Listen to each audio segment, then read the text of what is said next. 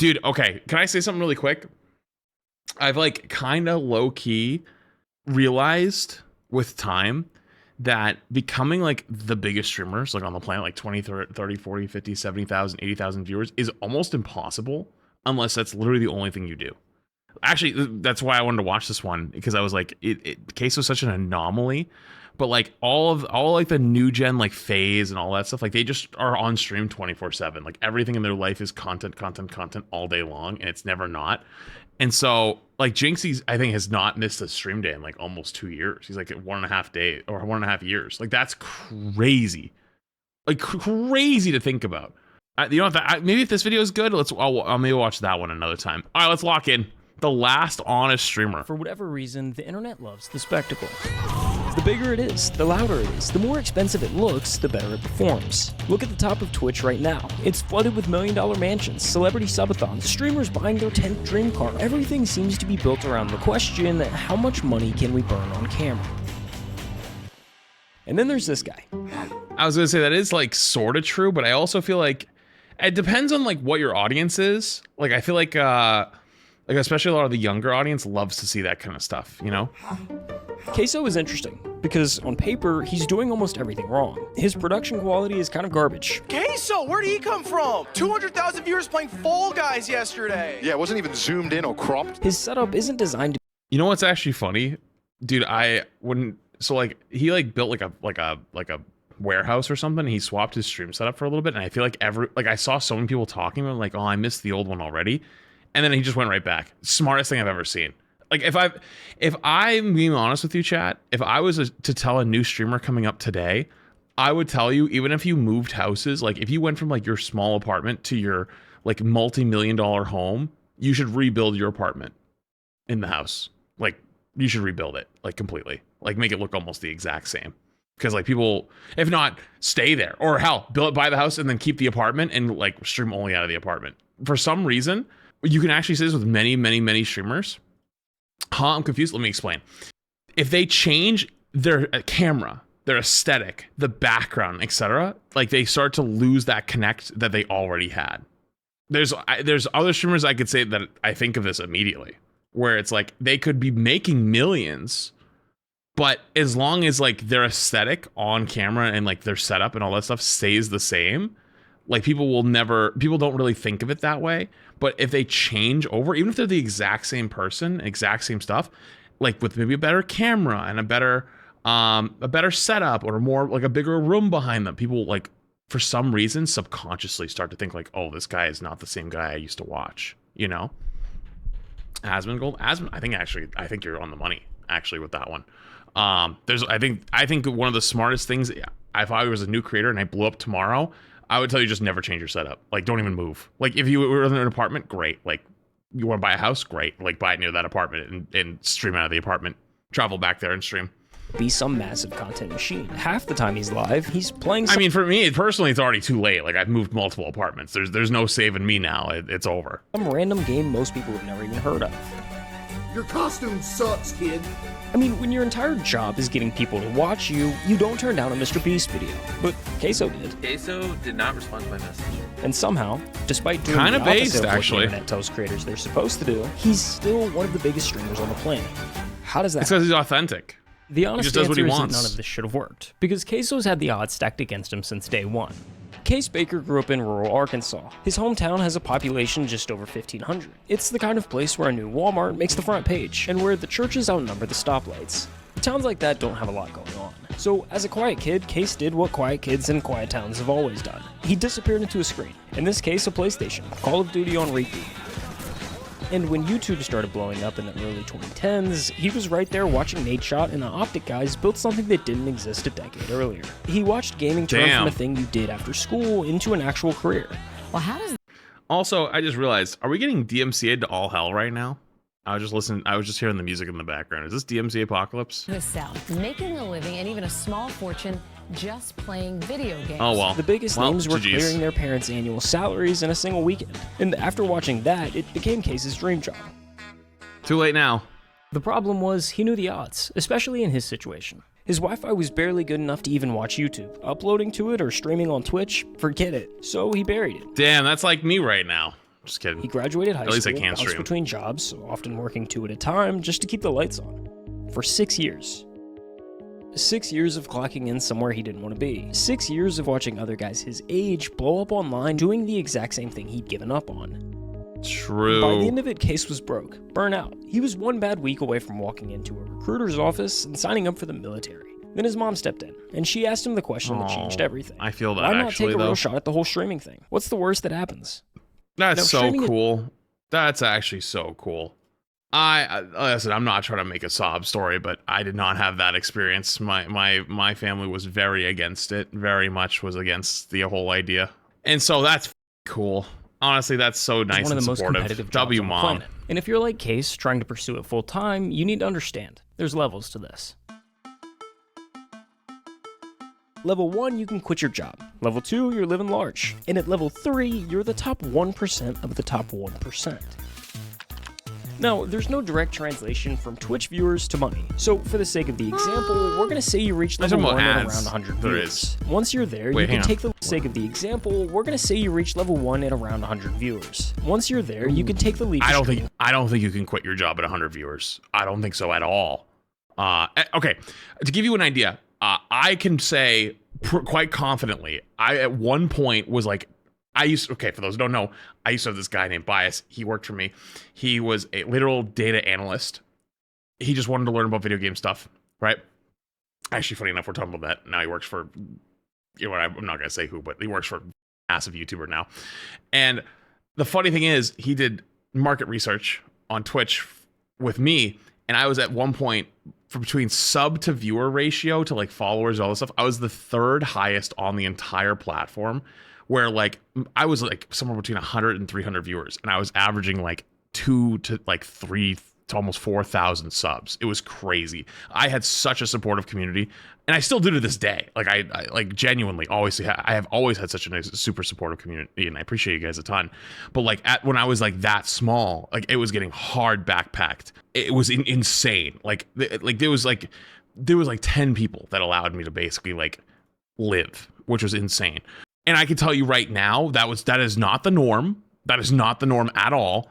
And that I think you probably, with today's Twitch, where you have like ads and stuff, it's probably closer to like 400 viewers. And it depends if you're doing YouTube and stuff too. If you get YouTube spun up and you get TikTok spun up, you probably could get away with a little bit less, but like 100's not high enough, depending on where you live as well. Full time. Like I live in Massachusetts. It's expensive as here. Getting there sounds totally reasonable. It's not. Somehow convincing 100 people to watch you live is brutal. In the past year, 18.4 million people opened up Twitch and broadcasted live on the platform. I want you to guess how many of them actually made it to level 1. Seriously, throw a number out there. The answer Less is than 1%. 165,536. That's less than 1%. For every person who okay. gets to level 1, sorry. there's 100 that don't. Every big streamer you see today spent days, weeks, if not months streaming to an audience of 0. I mean, take Jinxie for example. Yeah. He streamed to just 5 viewers for a year and a half before he ever made it. Which is crazy. Honestly, that level of dedication is insane. And you know what's kind of sad though? It's like, dude, it does really feel like there's some luck involved, you know? And I think that your chances of luck go up the more you show up and the more you post and the more you're there every day.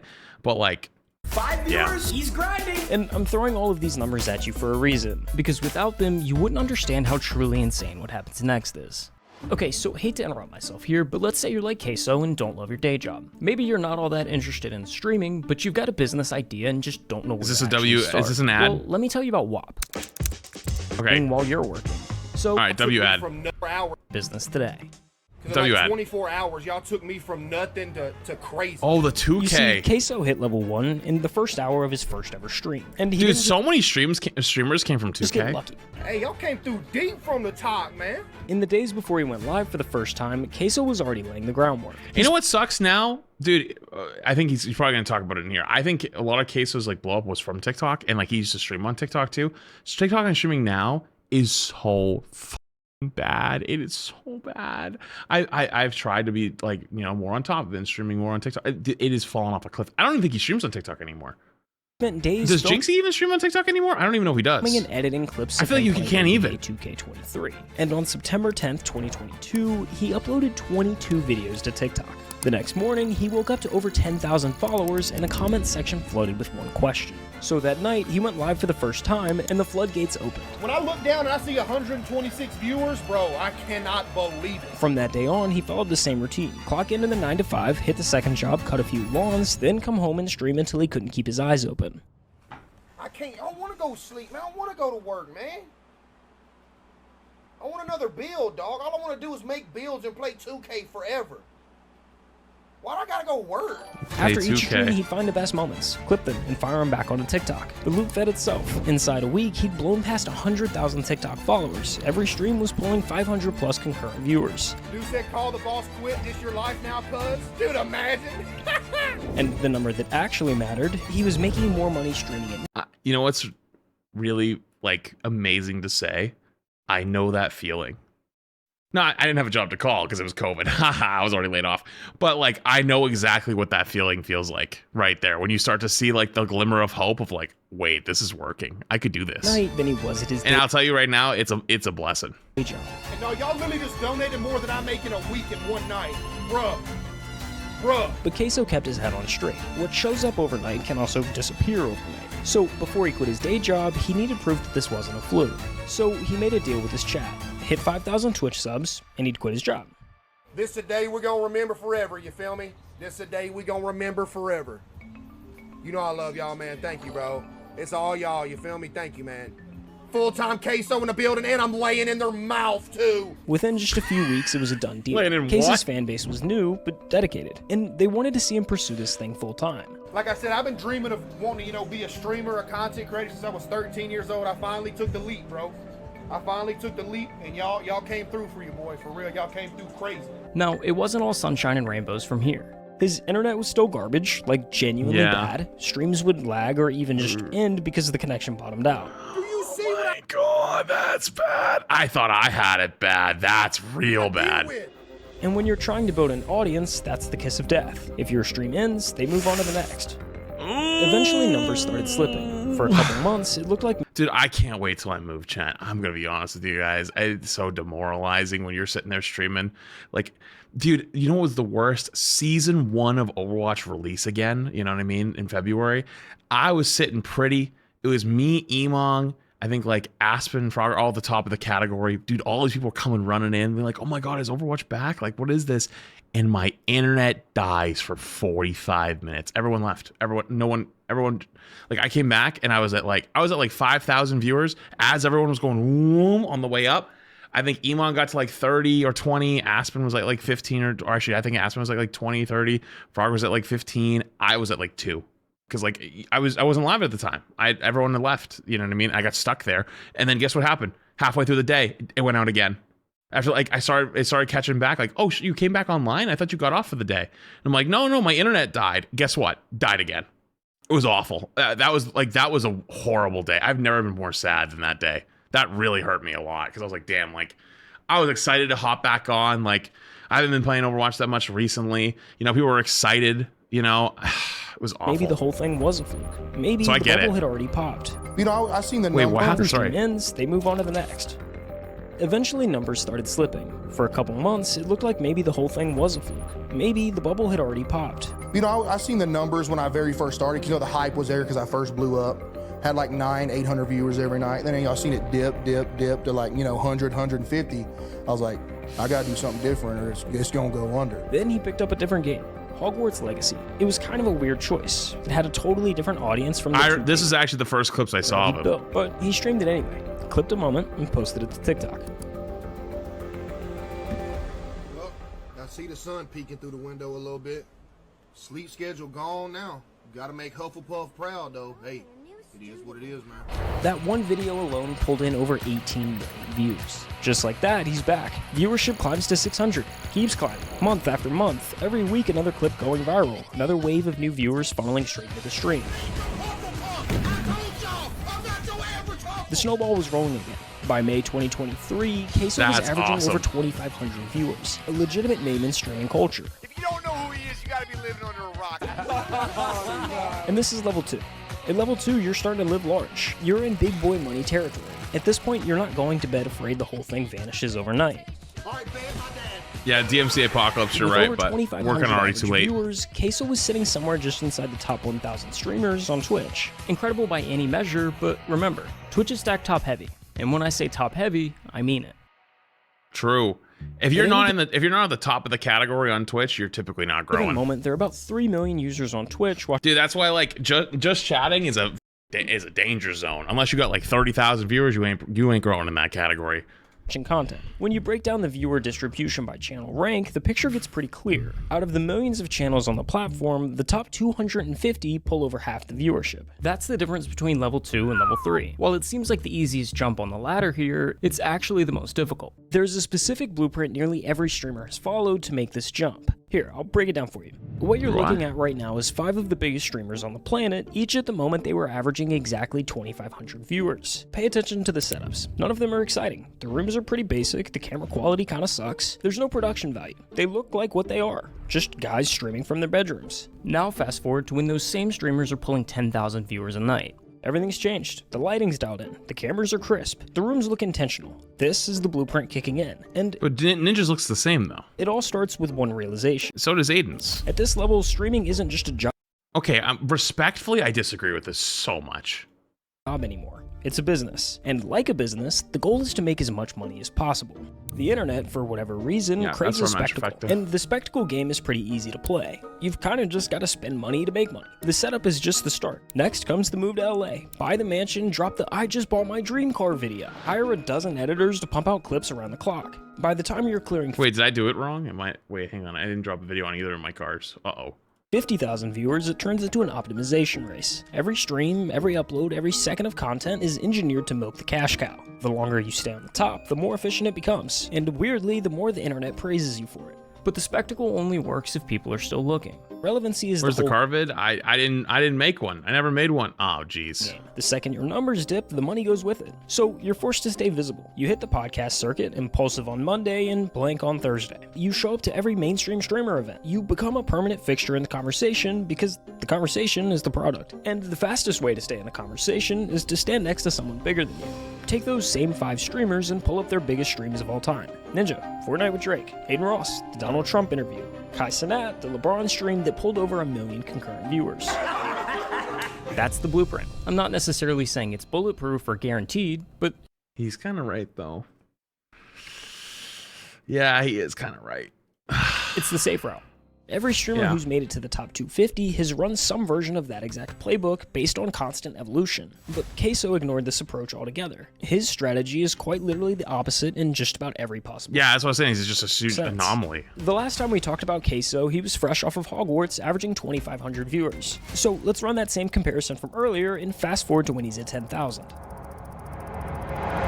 Not much has changed. I mean, sure, he did buy a new house, but he moved from a trap house to a trailer just across town. Either way, at the end of the day, his computer monitor is still being held up with a vacuum cleaner. If I don't have the vacuum cleaner holding up the back of the monitor, it'll fall over. And then back here are my PCs.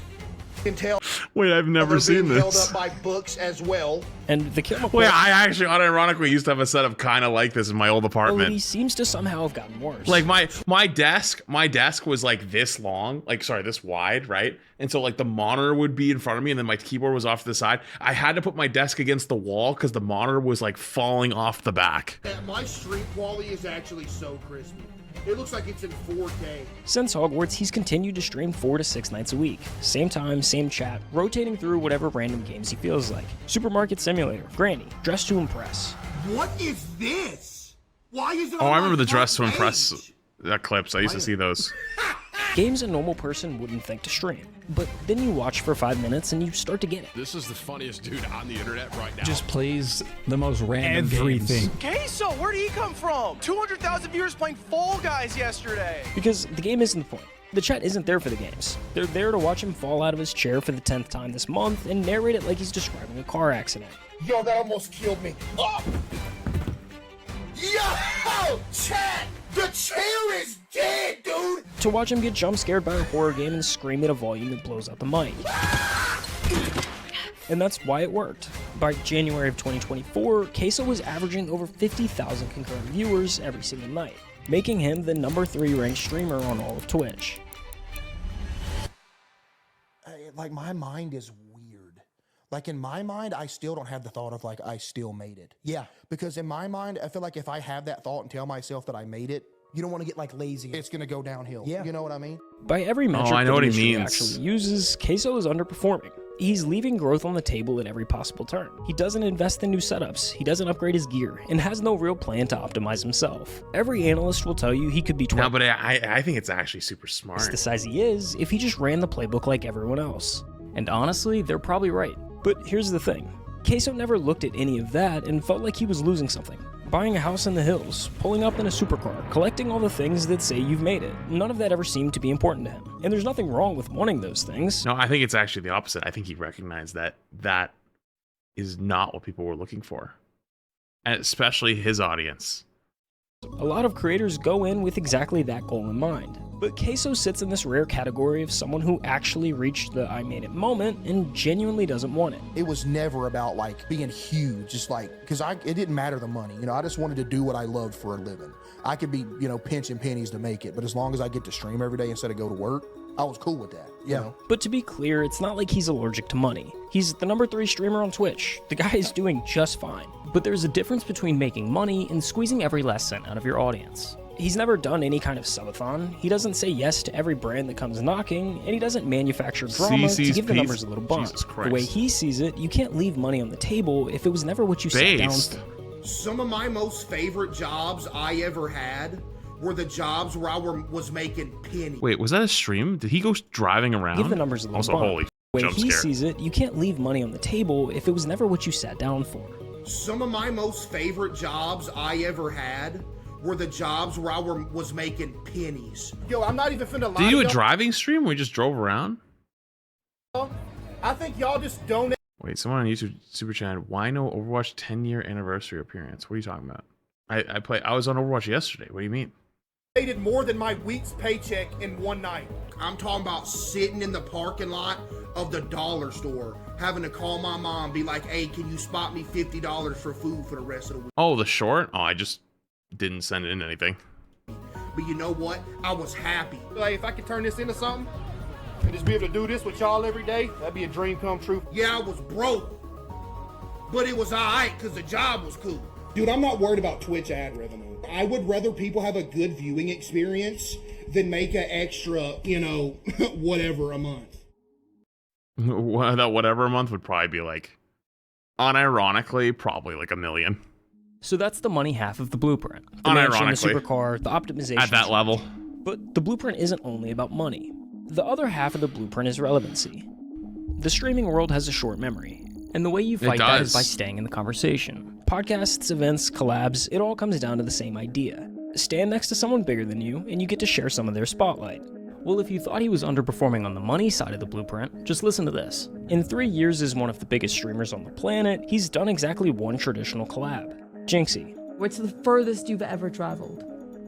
Florida, and that was one time to go to Jinxie's house.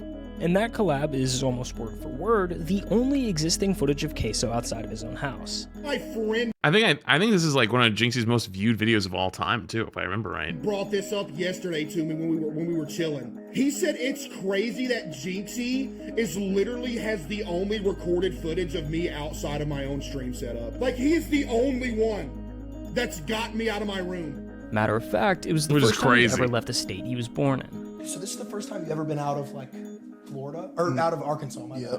Wow. It's just, I don't know, I'll be getting homesick. I get away from home for too long. I'm just, man, I don't know.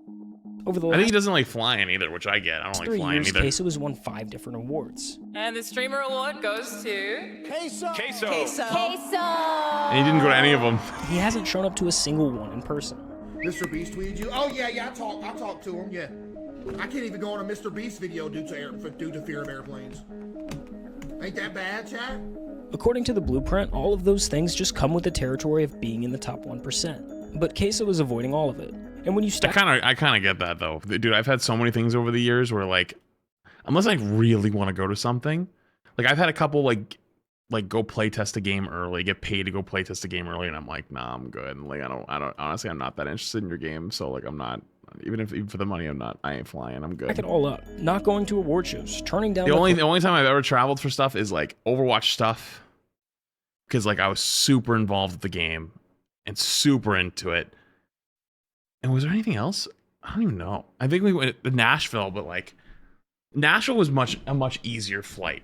Honestly, I was very nervous at first, but like after doing it a couple times, like I don't feel that bad anymore. Labs. Even the fact that he's only left the state of Arkansas once, you start to wonder if there's more to it than just not caring. Oh, the stream rewards. Yeah, you're right. Stream rewards. I forgot about that. The first one I went to because I felt like, dude, the first one I felt like I really had to go because like I'd never been connected outside of like Overwatch stuff, and I was like, oh, I really should. Like everyone I knew was like, yeah, you need to go, you need to go, you need to go.